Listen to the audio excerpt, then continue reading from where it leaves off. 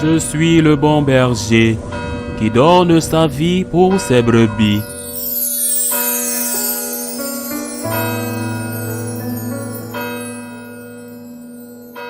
En ce temps-là, Jésus regagna en barque l'autre rive, et une grande foule s'assembla autour de lui.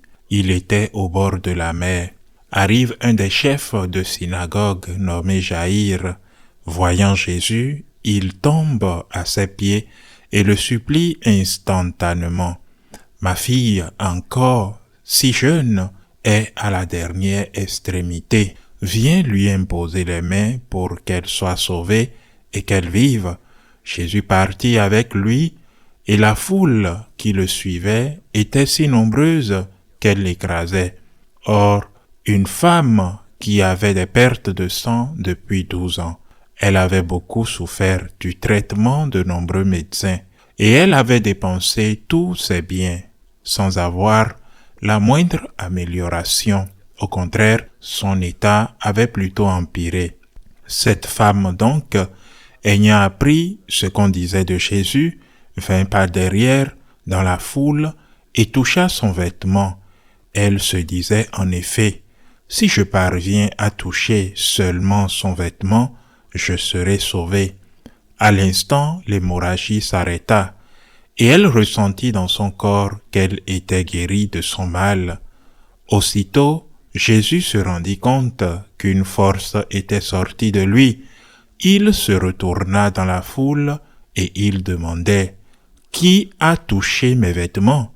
Ses disciples lui répondirent « Tu vois bien la foule qui t'écrase et tu demandes « Qui m'a touché ?» Mais lui regardait autour de lui pour voir celle qui avait fait cela. Alors la femme, saisie de crainte et toute tremblante, sachant ce qui lui était arrivé, vint se jeter à ses pieds et lui dit toute la vérité. Jésus lui dit alors, « Ma fille, ta foi t'a sauvée, va en paix et sois guérie de ton mal. » Comme il parlait encore, les gens arrivent de la maison de Jaïr, le chef de synagogue, pour lui dire ceci, « Ta fille vient de mourir. À quoi bon déranger encore le maître ?» Jésus, surprenant ces mots, dit au chef de synagogue, « Ne crains pas, crois seulement. » Il ne laissait personne l'accompagner sauf Pierre, Jacques et Jean, le frère de Jacques. Il arrive à la maison du chef de synagogue et Jésus voit l'agitation et les gens qui pleurent et poussent de grands cris. Il entre et leur dit, « Pourquoi cette agitation et ces pleurs? L'enfant n'est pas morte, elle dort. » Mais on se moquait de lui. Alors il met tout le monde dehors, prend avec lui le père et la mère de l'enfant et ceux qui étaient avec lui. Puis il pénètre là où reposait l'enfant.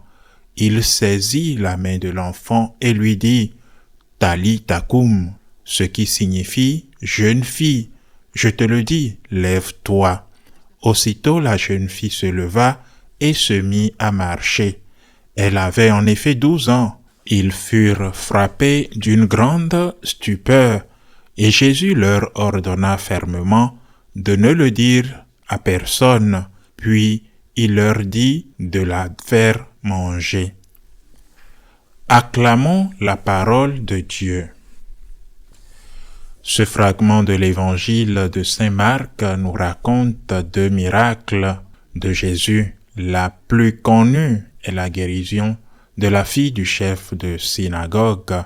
Elle est importante, c'est une résurrection. Mais commençons par la première, une femme qui a des hémorragies, des pertes de sang. Une femme malade qui aurait fini par mourir à cause de cette maladie. Mais le plus significatif est peut-être ce que dit l'Évangile, à savoir qu'à la recherche d'un remède, elle avait dépensé toute sa fortune. Je pense à ceux qui, en quête du bonheur, vont d'un gourou à un autre, d'une expérience à une autre, d'un philosophe à un autre, au lieu de se tourner vers le seul qui puisse vraiment les guérir, Cela m'attriste quand je vois certaines maisons religieuses qui ont aussi été fondées par des saints qui sont experts en prière, en méditation, contemplation. Et cela m'attriste quand je vois qu'ils créent des écoles de yoga, par exemple, ou d'autres techniques, comme si tout cela rimait avec la foi catholique. Dans un temps de silence, dans le tabernacle, la voix de celui qui touche profondément votre cœur et vous donne la paix que vous recherchez, c'est le Christ. Il y a plus de sagesse contenue dans le « rien ne te dérange, rien ne t'effraie ». La patience réussit tout, seul Dieu suffit, de Sainte Thérèse de l'Enfant Jésus, ou dans les choses que Saint Jean de la Croix a laissées écrites, pour ne citer quelques-unes, Sainte Catherine de Sienne ou Saint François d'Assise lui-même. Il y a plus de sagesse là-dedans que chez tous les gourous du monde qui finissent toujours par vous prendre votre argent. Seul Jésus peut vous donner la paix que vous recherchez. Seul Jésus peut guérir votre perte de sang, c'est-à-dire la perte d'espoir, également la perte de temps, le temps qui passe. Vous n'avez plus 18, 20, 25, 30, 35 ou 40 ans et vous continuez à aller d'un endroit à un autre en accumulant des déceptions. Il faut aussi dire, peut-être, continuez-vous à aller de partenaire en partenaire en accumulant des déceptions, alors que ce que vous recherchez est à votre portée. Car je t'ai aimé, dit saint Augustin dans ses confessions, car je t'ai aimé, beauté si ancienne et si nouvelle, car je t'ai aimé, tu étais en moi, dit saint Augustin, et j'étais dehors, c'est-à-dire j'étais dehors de moi-même, cherchant quelque chose d'autre que toi, te cherchant, mais tu n'étais pas dehors, tu étais au-dedans de moi, dit saint Augustin, dans ce que tu avais créé, ce que toi seul as créé, tu es le créateur, ce que tu m'as donné. Maintenant, parlons du deuxième miracle. Le deuxième miracle est important. C'est le miracle de la résurrection de l'enfant de Jaïr, chef de la synagogue. Beaucoup se sont moqués de lui, mais pourquoi? Parce que sa fille est morte, et elle était vraiment morte. Ce n'était pas une apparence de mort, elle était vraiment morte. Mais les gens se moquaient de lui. Quand Jésus lui dit « Ta fille n'est pas morte, elle dort », les gens se sont mis à se moquer de lui. Pourquoi se moquent-ils de lui? Parce qu'ils ne croient pas, parce qu'ils ne croient pas que Jésus était capable de ressusciter quelqu'un. Mais c'est la même chose qui se passe maintenant quand tant de gens ont cessé de croire à la vie éternelle. Et peut-être qu'ils ne nient pas l'existence de la vie éternelle, mais ils n'osent pas l'affirmer. Mais au fond d'eux-mêmes, ils n'y croient plus, parce qu'ils n'y croient pas, tout simplement. Ils ne l'enseignent plus, ils ne le prêchent plus.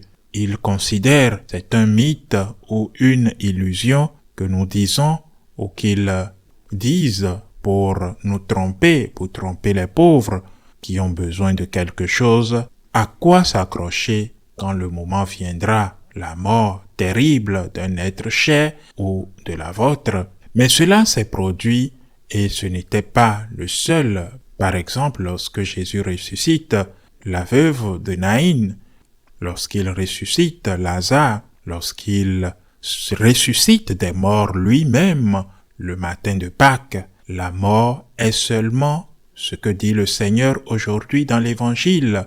Elle n'est pas morte, elle dort. Elle dort, vous le voyez, vous la voyez froide, et cela vous semble qu'elle est partie pour toujours. Mais elle n'est pas morte, elle dort. Saint Paul, qui commence à croire lorsqu'il retrouve le Seigneur, lorsqu'il retrouve le Christ ressuscité, dit aux chrétiens dans ses lettres que si le Christ n'était pas ressuscité, nous sommes les plus malheureux des hommes. Mais il insiste ensuite sur le fait qu'il est ressuscité. Saint Paul écrit aux Thessaloniciens et il leur dit « Nous ne voulons pas que vous ignorez le sort des morts, afin que vous ne vous affligez pas comme des hommes sans espoir. » Il ne leur dit pas « afin que vous ne vous affligez pas, car la mort est toujours douloureuse. » Afin que vous ne vous affligez pas comme des hommes sans espoir. Nous allons mourir, mais nous allons rencontrer quelqu'un qui nous prend par la main et nous dit « Je vous le dis, levez-vous » et ce sera merveilleux d'ouvrir les yeux et de rencontrer cette personne, de le fixer des yeux, de le fixer du regard, de rencontrer la Vierge Marie, de rencontrer aussi ceux qui nous ont précédés, ceux qui nous ont donné la vie et qui sont là en attendant de pouvoir terminer le reste de notre existence ensemble jusqu'à l'éternité. Je vous le dis, le Seigneur nous le dira et nous devons vivre avec cette certitude. Je vous le dis, levez-vous. Ainsi soit-il.